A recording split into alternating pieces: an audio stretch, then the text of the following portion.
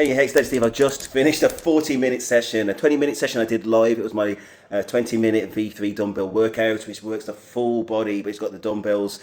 It doesn't forget the core, it doesn't forget the legs, it doesn't forget the arms, it doesn't forget the shoulders. It's the best workout I've ever seen, ever done, and I've been working out since I was in my teens, so there's a challenge, and the link will be in the comments.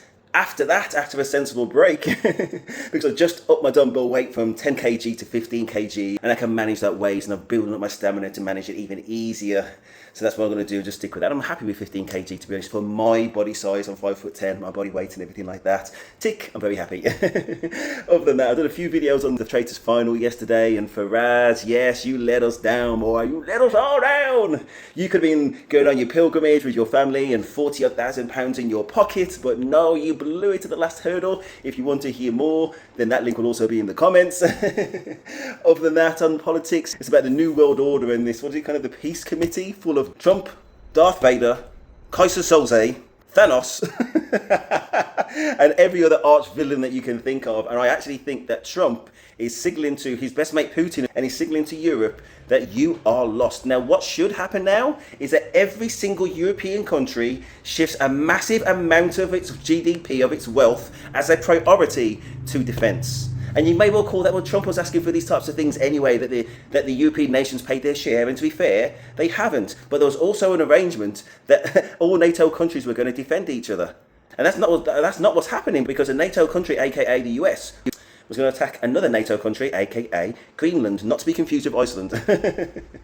And that's another signal to Trump's buddies, particularly in Russia, that NATO is absolutely dead. Now, this is code red. Now, Europe has it easy now in general, in as much as the front line is Ukraine.